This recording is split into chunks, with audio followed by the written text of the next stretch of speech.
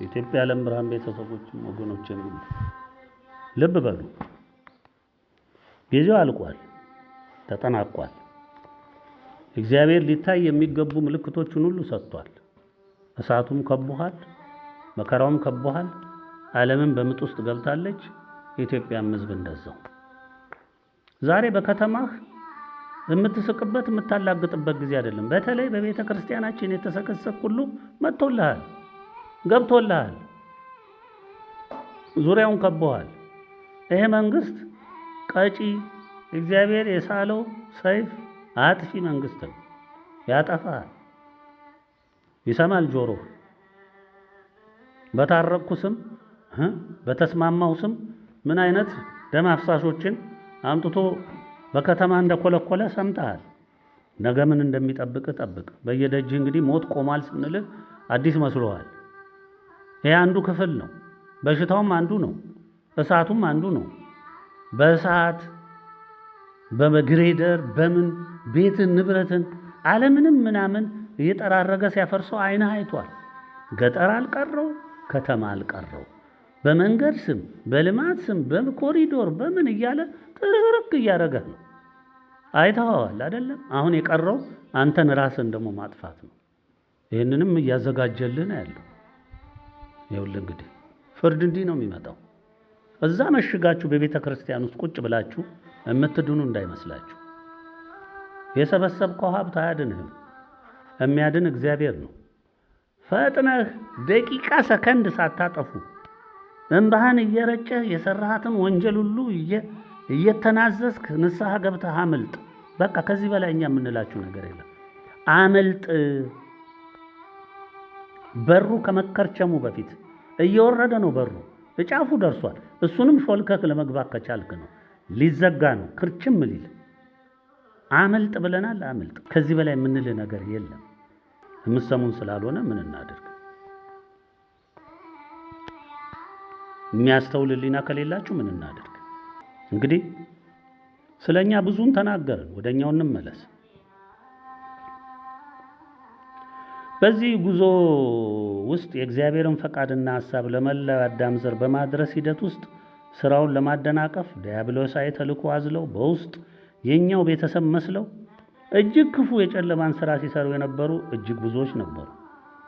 በተጠና የመንግስት የደህንነት መረብ ተመልምለው በቤተ ክርስቲያን በተዘረጋ የመንግስት የስለላ የፕሮፓጋንዳ ስምሪት ወስደው በእኛ ላይ ያልተቋረጠ ዘመቻ ያካሄዱ ስፍር ቁጥር የላቸውም። ወገኖቼ መላው ዓለም ስማ፣ እውነተኛና ቅን ትሁት ይሆን ህዝብ ስማ፣ እውነቱን ተረዳ። ስታየን ምንም ነገር ያልገጠመን ይመስላል አይደለ? አይደለም። በእኛ ላይ ያልተፈጸመ ግፍና በደል የለም። ቤተ ክርስቲያን መንግስት የዓለም መንግስት ሳይቀር የስለላ የስምሪት ምን ያላደረጉት ነገር አለ? በሌላው ዓለም ያሉ ልጆች የኛ ቤተሰቦች ምን ያህል ነው ክትትል የሚደረግባቸው? ሁሉን እናውቃለን። እግዚአብሔር ለኛ ሁሉንም እንደምታዩት ሲኒማ ቁልጭ አድርጎ ነው የሚያሳየን። ሁሉንም የሚሰራውን ስራ ሁሉ በእኛም ላይ የሚሰራውን የሚፈጸመውንም ሁሉንም እየተከፈለ ያለውን ዋጋ ሁሉ እግዚአብሔር የደበቀን ነገር የለም። ሁሉን እያሳየን ነው። ግን ይሄ ሁሉ የሚደረገው ለእምነታችን የምንከፍለው ዋጋ ነው። ልብ በል። ዛሬ ትላንትና የተከፈሉ የአባቶቻችን ዋጋ የከፈሉበት እንደ ተረት እንዳይመስል። ዛሬ እኛም እየከፈልን ነው። ተመሳሳይ ነው። የተዋህዶ ኦርቶዶክስ እምነት ተሟጋች፣ አስተማሪ፣ መሪ፣ ተቆርቋሪ መስለው ልብ በሉ መስለው በስውር ከመንግስት አካላት ጋር መክረው ዘክረው እቅድ ነድፈው ሲሰሩ የነበሩ ጳጳሳት፣ ካህናት፣ ዲያቆናት፣ ሊቃውንት፣ መምህራን፣ የደብር አለቆች እኒህ ሁሉ የተደራጀ ስምሪት ወስዶ በእኛ ላይ ያልተቋረጠ ዘመቻ ያከናወኑ ናቸው። ዛሬም በዚያው ተግባራቸው እንደጸኑ ናቸው። አልተጸጸቱም። ምዕመኑም በጭፍን የሚሉትን እየሰማ በእልልታ እያጸደቀ እኛን ሲረግም በዘመቻው ሲተባበር ኖሯል። ያው ግልጽ ነው። አዲስ እምነት አመጡ ነው የምንባለው። ቤተ ክርስቲያን ናቁ፣ ውጡ አሉ፣ ትፍረስ አሉ። ይሄን ነው የሚሉ። እኛ ለቤተ ክርስቲያን እንሞግታለን፣ እነሱ ደግሞ ቤተ ክርስቲያን አፈረሱ ይሉናል። ቤተ ክርስቲያን ናቁ ይሉናል። ህዝበ ክርስቲያኑን ከቤተ ክርስቲያን አስወጡ ይሉናል። የት ውጡ አለን እኛ? ውጡ ያልነው ሰው አለ ለመሆኑ? የሚገርም እኮ ነው የሚናገሩት ሁሉ። እዛው ሆነ ለእምነት ተሟገት፣ ከነሱ አትተባበር፣ ከክፉ ስራቸው አትተባበር። እንዴ እናንተ አመፃን ትሰራላችሁና የግድ ምዕመኑ ከእናንተ አመፃ ጋር መተባበር አለበት? ለእውነት መቆም የለበትም? እናንተ የምታፈርሷትን ቤተክርስቲያን እሱ ማቆም የለበትም? ስለ እውነቱ መሟገት የለበትም? እድሜው ሙሉ ሲማር ኖሯል። ለቤተ ክርስቲያኑ አይቀናም? ይሄም ማለት ውጡ ማለት ነው። አስራት በኩራት እንዳይሰበሰብ አደረጉ። እኛ ምን ብለን ይሄንን እንላለን እንዴ? አንድም ቀን አስራት አትስጡ በኩራትም አትስጡ ብለን ተናግረን አናውቅም። ወዶ ለሚያደርገው ለሚሰራው ተጠያቂው ራሱ። ቤተ ክርስቲያንን ለሚያፈርሱ ለእናንተ አስራት ነው ብሎ ካመነበት ይስጥ፣ ነገ በፍርዱ ይጠየቅበታል። ለማን እንደሰጠ ይባረክበትም ይረገምበትም ውጤቱን ያገኘዋል። እግዚአብሔር እኮ ለእውነተኞቹ እውነተኛ አገልጋይ ለሆኑ ለቤተ ክርስቲያን እውነተኛ አገልጋዮች ነው እንጂ ይህንን አስራትም በኩራትም ያዘዘው ለእውነተኛ አገልጋዮቹ ለእውነተኛ ሌዋውያን ርስቱ ላደረጋቸው ለእነሱ ነው ያዘዘው። ቤተ ክርስቲያንን ለምታፈርሱ ለእናንተ፣ መነገጃ ላደረጋችሁ ለእናንተ፣ እውነቱን ለለወጣችሁ ለእናንተ፣ ቃሉን ለሻራችሁ ለእናንተ፣ ካቶሊክ ቅባት ታድሶ እያልክ ውስጡን ሰርስረ መናፍቅ ሆነ ቤተ ክርስቲያንን ባዶ ያስቀረ ለእናንተ ነው አስራት የሚሰጠው።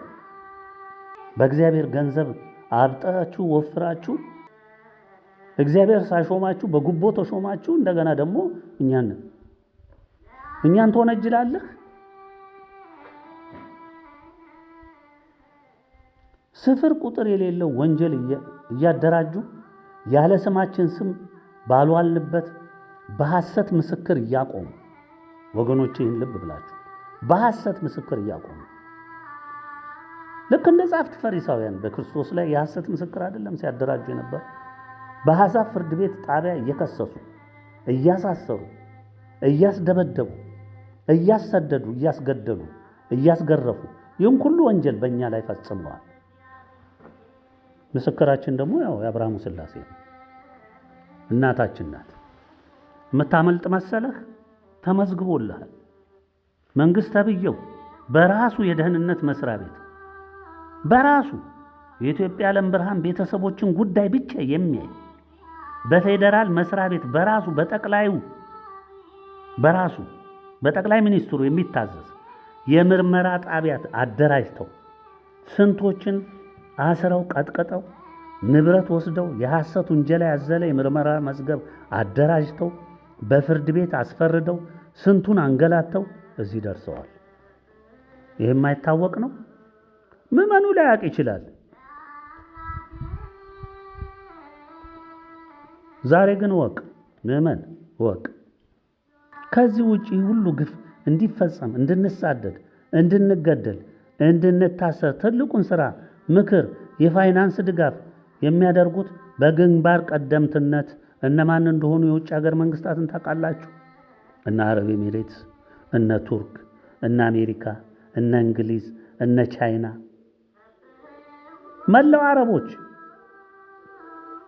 አውሮፓዎች በሙሉ እነ ጀርመን እነምን ሁሉም የያቅሙን ድንጋይ እየወረወረ እኛን ለማጥፋት ከኢትዮጵያ ምድር ለማጥፋት እነዚህም ማጥፋት ጠቅላላ ተዋህዶን መሰረቱን ማጥፋት ይገባል ብለው ዛሬ ኢትዮጵያ ላይ የሚዘመተው በአንድ በአብይ ጉልበት ነው? በዚህ በጠቅላይ ሚኒስትሩ ጉልበት ነው? አይደለም። ጉልበት የሆኑት እነማን እንደሆኑ ልብ ብላችሁ አስተውሉ ወገኖች። ይሄ ሁሉ የዓለም ሁሉ ዘማች በእኛ ላይ ያነጣጠረው ለምንድን ነው ቢባል ግልጽ ነው፣ የማያሻማ ነው። እኛ የዚህ ዘመን የብርሃን ምስክሮች፣ የብርሃን ምስክሮች፣ የእውነት ምስክሮች፣ የእግዚአብሔርም የድንግልም ባሮች ልጆች ነን። አንተም ደግሞ እግዚአብሔርን አገለግላለሁ ብለህ እዛ ቁጭ ብለህ የእግዚአብሔር ቤት ታፈርሳለህ። አንተም እኮ አገልጋይ ነኝ ትላለህ። ዓለም በሙሉ የስም ክርስቲያኑ፣ መናፍቁም፣ ካቶሊኩም፣ እስላሙም፣ ጣዖት አምላኪውም፣ ዘረኛውም፣ ገዥም ሁሉም የዲያብሎስ ልጆች ናቸው። ለዘንዶው፣ ለእባቡ፣ ለሐሰተኛው ነቢይ የሰገዱ ናቸው። መንግስት ይሄንን አደረገ፣ መንግስት ይሄንን አጠፋ ብለህ ተናግረህ ታውቃለህ? እነ ሊቃውንቶች ይህን ተንፍሰህ ታውቃለህ? ጆሮውን ይልሃል። የእሱ አገልጋይ ስለሆንክ እንዲች ብለህ አተነፍስም። አንተም ብር ለቀማ ላይ ነህ፣ እሱም ብር ለቀማ ላይ ነው። እሱም የሰው ነፍስ ለቀማ ላይ ነው። አንተም የሰውን ነፍስ ደግሞ በስብከት ስም በእግዚአብሔር ስም ቁጭ ብለህ ወደ ጨለማ የምትነዳ ነህ። አበቃ። ዋጋችሁን ታገኛላችሁ። አብቅቷል። የትም አታመልጥም። እንግዲህ ዛሬ ያልተሸፈነ የጥፋት ሁኔታ እየመጣ እያየን ነው። እንግዲህ አልተሸፈነ ዓለም በፍርድ ተይዛለች። እንደ መልእክታቱ ፍርድ ይፈጸማል። ማንም ምድራዊም ሰማያዊም ኃይል አያስቀረውም። በጥቅሉ ሁሉም ከእውነት መንገድ የወጣ ሁሉ የእግዚአብሔርን ምክር ጥሪ የናቀ ያቃለለ በሙሉ የሚጠረግበት ሰዓት እነሆ ደረሰ። አበቃ፣ አበቃ፣ አበቃ። ወዴትም አታመልጡ። በቃ እኛን ማሳደድ ነው። ታየዋለህ። እስከ ዛሬ ይከፈል ያለውን ዋጋ ከፍለናል። ካሁን በኋላ ደግሞ ክፍያው ያንተ ነው።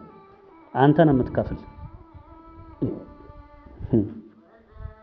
የኢትዮጵያ ዓለም ብርሃን ቤተሰቦች ላይ ለፈጸማችሁ ግፍ፣ ወንጀል ሁሉ እያንዳንዱ የኢትዮጵያ ዓለም ብርሃን ቤተሰብ ግፍ የፈጸማችሁበት የኢትዮጵያ ዓለም ብርሃን ቤተሰብን ወድቃችሁ ይቅርታ ሳልጠየቃችሁት እነሱም ከልባቸው ይቅር ካላሉ እኛም ቀዳማይ እረኞች ይህ ካልደረሰን የምንምረው ነገር የለም። አመልክተናል፣ ከእግዚአብሔርም አስወስነናል። ውሳኔውም ወጥቷል። ይደርስልሃል፣ ዋጋህን ታገኛለህ። በኢትዮጵያ ዓለም ብርሃን ቤተሰቡ ላይ ለተፈጸሙ ወንጀሎች፣ ግፎች ሁሉ በአገር ውስጥም ከአገር ውጭም ማንም ይፈጽመው ያስፈጽመው ይደግፈው ይተባበረው የግድ ዋጋ መክፈል ስላለበት የግድም ስለሆነ ፍርዱ ተፈጻሚ ይሆናል። አበቃ። ከአንድ እስከ 10 የወጡ መልእክቶች ሁሉ ከእግዚአብሔር ተወስነው የሰው ልጅ አድምጦ ከጠፋበት እንዲመለስ የመከሩ ናቸው። ለተፈጸመ ወንጀልና የከፋ ኃጢአት መጪውን ቅጣት ያመለከቱ ናቸው። መልእክቶች ሁሉንም የሰው ልጅ በእግዚአብሔር ዳኝነት ውስጥ ማረፉን ያረጋገጡ ናቸው። ይህ ዘመን ሁላችንም እንደምናውቀው ጥበብና እውቀት፣ የቁሳቁስ እድገት፣ የትራንስፖርት መዘመን፣ የመረጃ ምልልስ በፍጥነት የሚፈስበት፣ የሰው ልጅ መልሰው መላልሰው ሊያጠፉ የሚችሉ ምድርን ባዶ ሊያደርጉ የሚችሉ የዘመኑ የጦር መሳሪያዎች የፈሉበት፣ የሰው ልጅ ክህደት፣ ትዕቢት፣ ጭካኔ፣ አውሬነት፣ ደም ማፍሰስና ፍጅት፣ የዘር ልክፍት፣ ረሃብ፣ ቸነፈር፣ በሽታ የተስፋፉበት ዘመን በመሆኑ እንደደረሰበት ልክ የእግዚአብሔር ፍርድ ሊያካትተው እንደመጣ መልእክቶች በሚገባ አስረግጠው ነግረዋል። ይህም ተጀምሯል፣ እጅግ ተጠናክሮም ይቀጥላል። በ7 ጊዜ 7 እጥፍ በብዙ እጥፍ እያለ ይቀጥላል፣ አያቆምም። የእግዚአብሔር ፈቃድ ያቺ ውሳኔዋ እስካልደለቀችና እስካልተፈጸመች ድረስ እግዚአብሔርን የናቀ ያካደ ያቃለለ በፈቃዱና በትእዛዙ ላይ በምክሩ ላይ የዘመተ ሁሉ ወደ ትቢያ መሄዱ የማይቀር መሆኑን ያረጋገጠ ሁኔታ ሆኗል፣ መጥቷል። ዛሬ ሁሉም መልእክቶች ተፈጻሚ ቢሆኑም አንዳች የሚቀር ባይኖርም በይበልጥ ልብ እንድትሉ የምንፈልገው ቢኖር መልእክቶቹን ያልሰማ ያልተረዳ አለ ብለን እንደማናምን ነው። ሰምተሃል። ማህበራዊ ሚዲያው ሁሉ ተናግሯል፣ አስተላልፏል። እኛ ብር ልንሰበስብ አይደል ሁሉ የተላለፈው። ብር ሰብሳቢዎቹ ይህንን ሊያጠፉ ደከሙ። እኛ ደግሞ በነፃ ስማ ብለን ጮህን። በቴሌግራሙ ጮህናል። ይህንን እውነቱን የተረዱ ሰዎች ሁሉ አፍስሰውታል። በነፃ ኮፒውን ውሰድ ብለናል፣ አውርደ ስመው ብለናል፣ ክፈለናል፣ ሳንቲም ስጠናል። ስማ፣ የእግዚአብሔር ድምፅ ነው አለ። የነፃ ነገር መቼም አይጠማችሁም። ትውልዱ ብር የሚከፈልበትን ነው የሚወደው። እኛን መቼ ይስማ? ምንድናቸው እነዚህ ደግሞ እያለ የሚገርም ነው። እንደው አንዳንዴ አሁንማ ያስገርመን ጀምሯል ወገኖቼ፣ ፈገግም ያሰኘን ጀምሯል። አንዳንዴ ግርምት እየፈጠረብን የሰው መደንቆር ግርም ይለናል። እንቶ ፈንተውን የዲያብሎስን ድርሰት ስንት ሺህ ብር እያወጣ ይገዛል። ህትመታችን ግዛ፣ እንደዚህ ነው በቃ ድንቅ መጽሐፍ ወጥቷል፣ በዚህ ወጥቷል፣ በዚህ ወርዷል። በቃ ሩጫው ወደዛ ነው። ህይወት የማይሰጠውን የመጣውን ጥፋት የማያግድለትን እኛ ደግሞ በነፃ እባክህ ስማን፣ እግዚአብሔር እኮ እንዲህ እየተናገረ ነው። እኛ መጽሐፍ ግዛን አላለም። እኛ ይሄንን ምናምን ዶጉመን አላለም። ይሄን አድርግልን አላለም። ብቻ አንተ እውነቱን በነፃ ወስደህ ስማውና እውነቱን ተረዳ። ከዛ ንስሐ ግባ። ከዛ ከፈጣሪ ጋር ተገናኝ። እኛ ዋጋ የሚከፍለን እግዚአብሔር ነው። ያንተን ብር አይደለም ዋጋ የምናደርገው። እኛ እግዚአብሔር ራሱ ዋጋ ከፋይ አምላክ ነው። ከሱ እንጠብቃለን። እባክህ በነፃ ስማን። ይሄን ያለው እኮ አልኩኝ። የነፃ ነገር አይወድም የኛ ህዝብ። በቃ ልጅ ተወልዶ አድጎ ለቁም ነገር የሚደርስበት እድሜ 18 ዓመት ይሆናል። በዚህ ሁሉ ዓመታት ሳያቋርጥ ፍርዱ ተገልጿል። በነፃ ስሙን ነው እኮ ያለው። ከ170 በላይ ለሆኑ ሀገሮች በየግላቸው ለመላው ህዝባቸው፣ ለመሪዎቻቸው፣ ለእምነት ተቃዋሚዎቻቸው ሁሉ የተሟላ ደብዳቤ ተልኮላቸዋል። ለአንዲቷም ደብዳቤ ፍራንክኛ አልጠየቅንም። የኛው ቤተሰቦች ተጠንቀው ተጠበው ከሚሰጧን ሳንቲም እሷኑ ስራ ላይ አውለን እነሱም ከኪሳቸው አውጥተው ደብዳቤውን በራሳቸው ወጪ እየላኩ እያሳተሙ በነፃ ለሰው ነው የሚያድሉት። እኛም ያዘዝነው እኛም የመከርነው በነፃ ስጡ ነው ያለው። ማንንም ፍራንክ አትጠይቁ ነው ያለው። ማንም ፍራንክ እንዲጠይቅ እኛ ምንጊዜም ፍላጎትም የለንም፣ ሐሳብም የለንም፣ እቅዱም የለንም። ቁጥር የጨበጠ ማህተም ያረፈበት የእግዚአብሔር ባሪያዎች አገልጋዮች ፊርማና ስም ያረፈበት ደርሷቸዋል። አረጋግጠናል። ሁሉም ደርሶታል። ቶሎ ፈጥነው የሚወስዱት እርምጃ ቅድመ ማስጠንቀቂያ የ30 ቀን የጊዜ ገደብ ሰጥቶ አሳውቋል። ለህዝባቸው መልእክታቱን፣ ደብዳቤዎቹን፣ መግለጫዎቹን፣ ትምህርቶቹን ሁሉ ገልጸው እንዲያሳውቁ ከኢትዮጵያ ዓለም ብርሃናዊ መንግስት ተገልጾላቸዋል። እግዚአብሔር ከእንግዲህ ዓለምን የሚመራ ብርሃናዊ መንግስትን መርጦ አዘጋጅቷል። ለቃሉም የሚታዘዙ የጸኑ የተዋህዶ አንዲቷን እምነት የሚያጸኑትም አገልጋዮች ሹሟል። ጨርሷል። ዓለም በአመፀኞች በዲያብሎስ ልጆች የተመራችበት ሺዎች ዘመናት እንግዲህ ተፈጽመዋል። ከእንግዲህ የሚመጣ የዲያብሎስ መንግስትና መንግስታት የሉም። በቃ ብዙ ሺህ ዘመን ዘለሉ። ያው የሚፈጁትንም ፈጁ፣ የሚያጠፉትንም አጠፉ። እግዚአብሔር የሰጣቸውንም የጥፋት ዘመን ሁሉ አካተቱት። በእኛ በኢትዮጵያ ላይ ከ700 ዓመት በላይ ጨፈጨፉን። ዓለም በሙሉ ስንቱን ግፍ ፈጸመ። ምንም በቃ እግዚአብሔር ዳኛ አይደለም የለም ብለው እስከሚያምኑ እስከዚህ ሰዓት ድረስ ሁሉ እግዚአብሔር በትዕግስት ተመለከተ። ተው ተመለስ። በቃ ልጆቹን እየላከ እያለቁበት ልክ ጦር ሜዳ እየሄደ የሚያልቅ አሁን አብይ ጦር ይልክና ሲያልቁበት አዲስ ይመለምልና ይልካል። አሁንም ሲያልቁበት አዲስ ይመለምልና ይልካል። አሁንም ሲያልቁበት ይልካል። ይፈጃል፣ ብቻ ያስፈጃል። እግዚአብሔር ደግሞ ለእውነቱ ለቃሉ ሲል ባሮቹን ይልካል። ያልቃሉ፣ ይታሰራሉ፣ ይደበደባሉ፣ ይገደላሉ፣ ይጠፋሉ። በእርግጥ እነሱ ትርፋማ ናቸው። በሰማዕትነት ነው የሚያልፉት፣ ዋጋ ከፍለው ነው የሚያልፉት። እግዚአብሔር ክብርን አጎናጽፎ የሕይወት አክሊል አጎናጽፎ በክብር በገነት በታላቅ ስፍራ በአማረ ስፍራ ያሳርፋቸዋል። ይብላኝ ለዚህ ወንጀሉን ለሚፈጽመው እንጂ ንጹሕ ደምን ለሚያፈሰው እንጂ እነሱ ምንም የሚሆኑት ነገር የለም። የሥጋው ዓለም ቢቀርባቸው የዘላለምን ሕይወት ጨብጠዋታል። እንግዲህ ልብ በሉ። እንኖራለን ብላችሁ ትደክማላችሁ፣ መፍትሄ ትላላችሁ። የእናንተ የመፍትሄ ዘዴ ሁሉ የሚወስዳችሁ ወደ መደምደሚያችሁ ብቻ ነው። አሁን የሚመጣው የፍርድ ክንዋኔ ነው።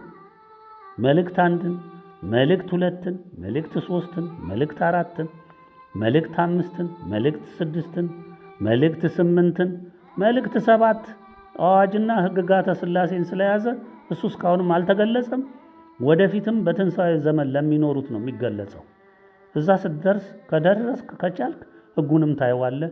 እንዴት አይነት ፍትሐዊ ሕግ እንደሆነም ትሰማዋለህ። የእግዚአብሔር ሕግ ምን እንደሚመስል ያኔ ትሰማለህ። አስተዳደሩ ምን እንደሆነ ታየዋለህ። የሰው ልጅ ነፍስና የሰው ልጅ በራሱ እንዴት ክቡር እንደሆነ በዛ ሰዓት ታየዋለህ።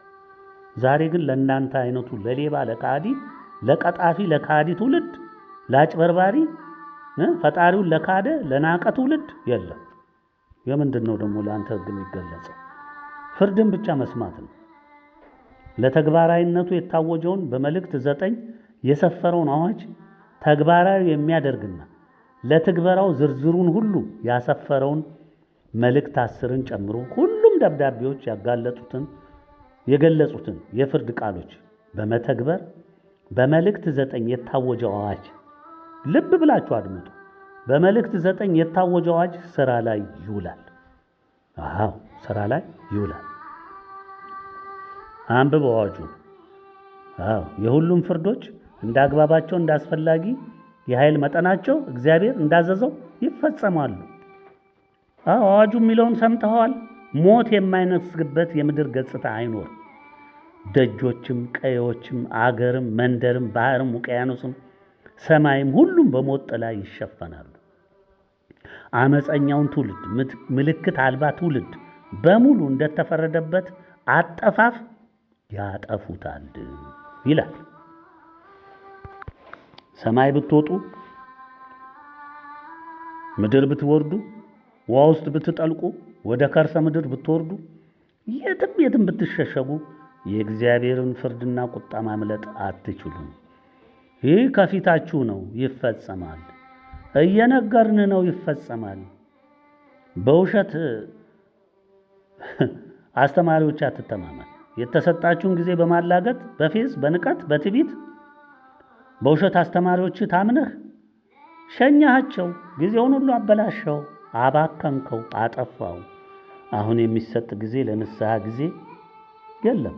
በቃ ምናልባት ነፍስ የሚድን እንኳን ቢሆን በስጋ በአካልህ ተቀጥተህ የሚጠናቀቅ ይሆናል እንጂ ሌላ የሚመጣልህ መንገድ የለም። መንገድህ ተዘግቷል። ምናልባት አላቅም፣ እኛ አናቅም። ትንሽ ጊዜዎች ምናልባት ይሰጥ እንደሆነ እግዚአብሔር እኛ አናቅም። ምናቀውን የተረዳነውን ነው እየነገርን ያለን። መንገዱ መዝለቁ ወደ ትንሣኤ ዓለም መሻገሩ ይህ ሁሉ በእግዚአብሔር በድንግልም ታምነው ጸንተው ለቆሙት ብቻና ብቻ ነው። በቃ ለኢትዮጵያ ዓለም ብርሃን ቤተሰቦች፣ ለቅን ትሑት የዋህ ሕዝቦች ብቻ የተከፈተ ይሆናል። አታሎ በዚህ አጭበርብሬ በዚህ ሸውጄ በስልት በዘዴ ብለህ የምታልፈው አይደለም። በረኛው መንገዱን ዘግቶ ይጠብቅሃል።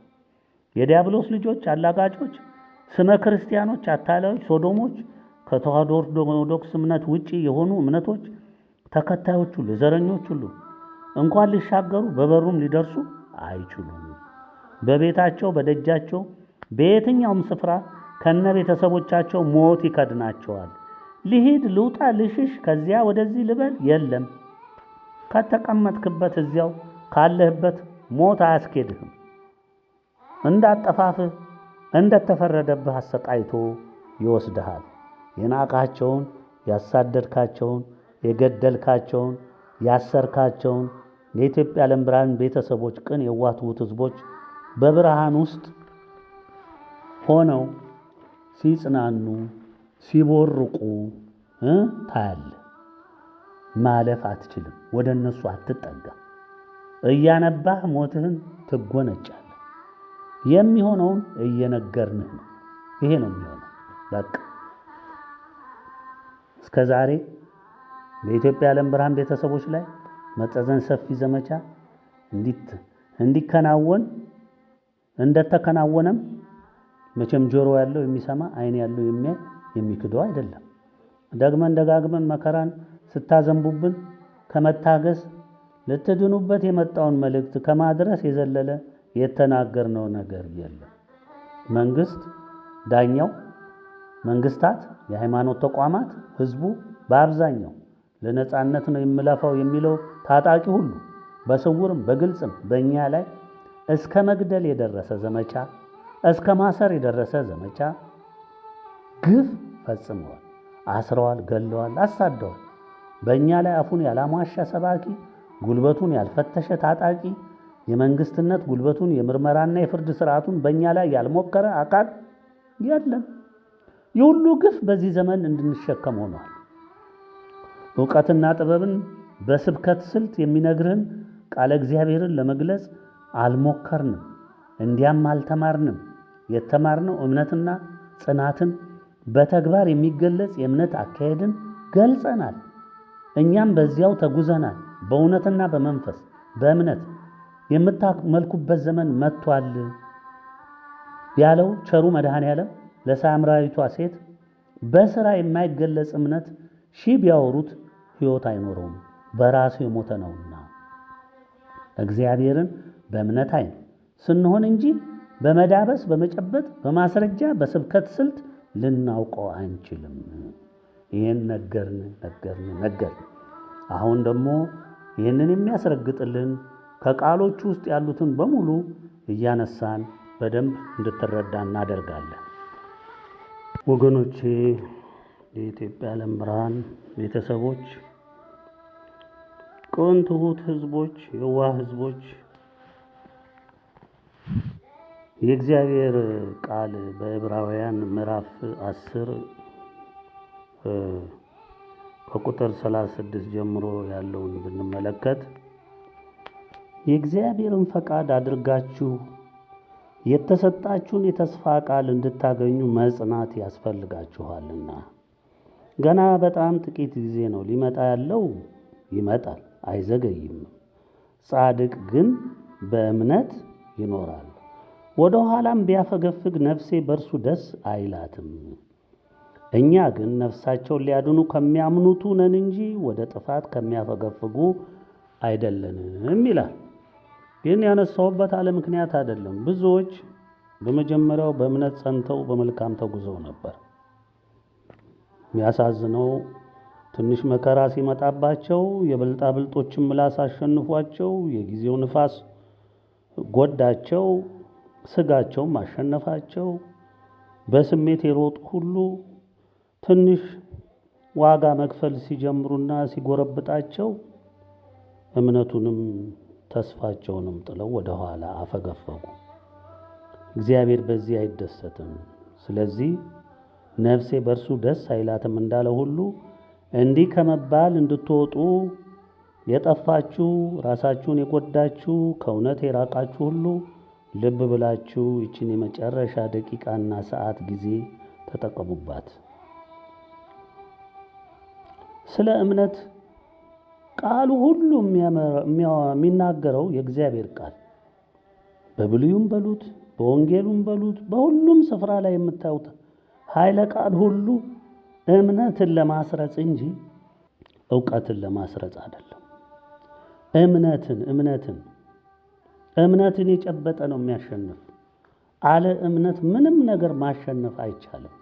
ዕውቀት ቢኖራችሁ፣ ጥበብ ቢኖራችሁ፣ የዘመኑ ሁሉ ሀብት ክብር ቢኖራችሁ፣ ኃይል ቢኖራችሁ፣ ጉልበት ቢኖራችሁ ሁሉም ከንቱ ነው። እምነት ያለውን አንዱን ምስኪን አታሸንፉትም። እሱ በእምነቱ ብልጫ ስላለው በአምላኩ ስለሚታመን የእምነት ሰውም ስለሆነ እግዚአብሔር ያደርጋል ይፈጽማል ብሎ የሚያምን ከአምላኩ ውጪ መታመኛ የሌለው ሰው ስለሆነ ያሸንፋል። ምዕራፍ 11 የዕብራውያንን እንዲሁ ብናየው መልካም ነው። እምነትም ተስፋ ስለምናደርገው ነገር የሚያስረግጥ፣ ልብ በሉ፣ እምነት ተስፋ ስለምናደርገው ነገር የሚያስረግጥ። አሁን ተስፋ እናደርግ የለም መጪውን ሁኔታ፣ ትንሣኤውን ተስፋ እናደርጋለን፣ የእግዚአብሔርን መምጣት ተስፋ እናደርጋለን፣ ፍርዱን ተስፋ እናደርጋለን፣ ቃል ኪዳኑን ተስፋ እናደርጋለን። ያንን የሚያስረግጥልን ምንድን ነው? እምነታችን የማናየውንም ነገር የሚያስረዳ ነው። የማናየውን ይመጣል ብለን የምንጠብቀው ያ የማናየውን ትንሣኤ፣ አሁን የማናየውን ግን ይመጣል ብለን የምናምነውን እሱን የሚያሳየን ምናችን ነው? እምነታችን። ለሽማግሌዎች የተመሰከረላቸው በዚህ ነውና ዓለሞች በእግዚአብሔር ቃል እንደተዘጋጁ፣ ስለዚህም የሚታየው ነገር፣ ልብ በሉ፣ የሚታየው ነገር ከሚታዩት እንዳልሆነ። አያችሁ? አሁን የምትመለከቱት ነገር ከምታዩት አይደለም እንዳልሆነም በእምነት እናስተውላለን ይላል። እንዳልሆነ ደግሞ እኛ በእምነት እናስተውላለን። አቤል ከቃየል ይልቅ የሚበልጥን መስዋዕት ለእግዚአብሔር በእምነት አቀረበ። በዚህም እግዚአብሔር ስለ ስጦታው ሲመሰክር እርሱ ጻድቅ እንደሆነ ተመሰከረለት። ሞቶም ሳለ በመሥዋዕቱ እስካሁን ይናገራል። ሄኖክ ሞትን እንዳይ በእምነት ተወሰደ። የእምነት ጀግና ነበራ። የእውቀት ነው? የጥበብ ነው? የሊቅነት ነው? የመምህርነት ነው? የለም። የእምነት ሰው እግዚአብሔርም ስለወሰደው አልተገኘም። ሳይወሰድ እግዚአብሔርን ደስ እንዳሰኘ ተመስክሮታልና። አያችሁ፣ በእምነት ነው እግዚአብሔርን ማስደሰት የሚቻለው፣ በእምነት ብቻ ነው። ይሄ ተመሰከረለት። ያለ እምነትም ደስ ማሰኘት አይቻልም። እግዚአብሔርን ማስደሰት የሚቻለው በእምነት ብቻ ነው። ወደ እግዚአብሔር የሚደርስ እግዚአብሔር እንዳለ ለሚፈልጉትም ዋጋ እንዲሰጥ ያምን ዘንድ ያስፈልገዋልና። ኖህ ገና ስለማይታየው ነገር ተረድቶ እግዚአብሔርን እየፈራ ቤተሰቦችን ለማዳን መርከብን በእምነት አዘጋጀ። በዚህም ዓለምን ኮነነ። በእምነትም የሚገኘውን ጽድቅ ወራሽ ሆነ። ልብ በሉ እንግዲህ አብርሃም የተባለው ርስት አድርጎ ሊቀበለው ወዳለው ስፍራ ለመውጣት በእምነት ታዘዘ። ወዴትም እንደሚሄድ ሳያውቅ ወጣ። ለእንግዶች እንደሚሆን በተስፋ ቃል በተሰጠው አገር በድንኳን ኖሮ ያን የተስፋ ቃል አብረውት ከሚወርሱ ከይስሐቅና ከያዕቆብ ጋር እንደ መጻተኛ በእምነት ተቀመጠ። መሰረት ያላትን እግዚአብሔር የሰራትንና የፈጠራትን ከተማ ይጠብቅ ነበርና። ተስፋ የሰጠው የታመነ እንደሆነ ስለቆጠረች ሳራ ራሷ ደግሞ ዕድሜዋ እንኳ ካለፈ በኋላ ዘርን ለመጸነስ ኃይልን በእምነት አገኘች። ስለዚህ ደግሞ በብዛታቸው እንደ ሰማይ ኮከብ እንደማይቆጠርም በባህር ዳር እንዳለ አሸዋ የነበሩት የሞተን ሰው እንኳ ከመሰለው ከአንዱ ተወለዱ። ይህ ሁሉ የሚነግረን ስለምንድን ነው? ስለ እምነት። እነዚህ ሁሉ አምነው ሞቱ፣ የተሰጣቸውን የተስፋ ቃል አላገኙምና። ዳሩ ግን ከሩቅ ሆነው አዩትና ተሳለሙት። አያችሁ፣ አይተው ተሳለሙት በእምነት። በምድሪቱም እንግዶችና መጻተኞች እንዲሆኑ ታመኑ። እንዲህ የሚሉት ለእነርሱ የሚሆነውን አገር እንዲፈልጉ ያመለክታሉና ያን የወጡበትን አገር አስበው ቢሆኑ ሊመለሱ ጊዜ በሆነላቸው ነበር። አሁን ግን የሚበልጠውን እርሱም ሰማያዊ አገር ይናፍቃሉ። ስለዚህ እግዚአብሔር አምላካቸው ተብሎ ሊጠራ በእነርሱ አያፍርም፣ ከተማን አዘጋጅቶላቸዋልና። ይሄ ታሪክ አልተፈጸመም ወገኖች? ተፈጸመ። አያችሁ፣ ከሲኦል ወጥተው ገነትን ገቡባትና አብርሃም በእምነታቸው። አብርሃም በተፈተነበት ጊዜ ይስሐቅን በእምነት አቀረበ። የተስፋን ቃል የተቀበለው በይስሐቅ ዘር ይጠራላል የተባለለት እርሱም አንድ ልጁን አቀረበ። እግዚአብሔር ከሙታን እንኳን ሊያስነሳው እንዲቻለው አስቧልና። አያችሁ፣ ከዚያም ደግሞ በምሳሌ አገኘው። ይስሐቅ ሊመጣ ስላለው ነገር ያዕቆብና ኤሳውን በእምነት ባረካቸው። ያዕቆብ ሲሞት በእምነት የዮሴፍን ልጆች እያንዳንዳቸውን ባረካቸው። በዘንጉም ጫፍ ተጠግቶ ሰገደ። ዮሴፍ ወደ ሞት ቀርቦ ሳለ በእምነት ስለ እስራኤል ልጆች መውጣት አስታወሰ፣ ስለ አጥንቱም አዘዛቸው። ይህ ሁሉ እንግዲህ ስለ እምነት ነው የሚነገረው። ሙሴ ከተወለደ በኋላ ወላጆቹ ያማረ ሕፃን መሆኑን አይተው በእምነት 3 ወር ሸሸጉት። የንጉሥንም አዋጅ አልፈሩም። ሙሴ ካደገ በኋላ የፈርዖንን የልጅ ልጅ እንዳይባል በእምነት እምቢ አለ። ከግብፅም ብዙ ገንዘብ ይልቅ ስለ ክርስቶስ መነቀፍ እጅግ የሚበልጥ ባለጠግነት እንዲሆን አስቧልና። ለጊዜው በኃጢአት ከሚገኝ ደስታ ይልቅ ከእግዚአብሔር ሕዝብ ጋር መከራ መቀበልን መረጠ፣ ብድራቱን ትኩር ብሎ ተመልክቷልና። የንጉሥን ቁጣ ሳይፈራ የግብፅን አገር የተወ በእምነት ነበር። የማይታየውን እንደሚያየው አድርጎ ጸንቷልና። ልብ ብላችሁ ይህንን ቃል ያዙ። የማይታየውን እንደሚያየው አድርጎ ጸንቷልና። ዛሬ ስለ ትንሣኤ ስንነግራችሁ፣ ስለ መጪው መልካም ዘመን ስንነግራችሁ፣ ኢትዮጵያ ዓለም ብርሃን ትሆናለች ስንላችሁ፣ ሥላሴ ክብራቸው መገለጫና መመስገኛ ምድር ናት ስንላችሁ፣ ኢትዮጵያ ርስተ ድንግል ናት ስንላችሁ፣ ኢትዮጵያ ዓለም ገዢ ናት ስንላችሁ፣ ይህ ሁሉ ለእናንተ አይጥማችሁም። ለአህያ ማር አይጥማትም እንደሚባለው አይጥማችሁም። አታምኑም። የማይታየውን እንደሚያው አድርጎ ጸንቷልና። እኛ እኮ የማናየውን እኮ ነው እያመንን ያለ ነው። አሁን በማስረጃ አቅርቡ ብትሉን እኮ ማስረጃኛ ምንም የእግዚአብሔር ቃል ብቻ ነው እኛ ማስረጃ። በእምነት ይታየናል እኛ በእምነት። እናንተ ደግሞ በእምነት ምንድነው የሚታየው ትላላችሁ? እኛ የማይታየውን እያየን ነው። እና እንዲህ ስንላችሁ የእብድ ቃል ነው፣ እብዶች ናችሁ፣ እንዴት የማይታይ ነገር አለ ብላችሁ ታምናላችሁ ብላችሁ ትቃወሙናላችሁ። ከዚህ የበለጠ ቅዠታምና የማያምን ከእግዚአብሔር የማይተዋወቅ ትውልድ ምን አለ? እግዚአብሔር ያስቀመጠው ስለ እምነት፣ የመሰከረው ስለ እምነት፣ ከመሰረቱ እስካሁን ድረስ በቃሉ ሁሉ የተቀመጠው ስለ እምነት ነው። ስለ ፍልስፍና ተናገረ እንዴ?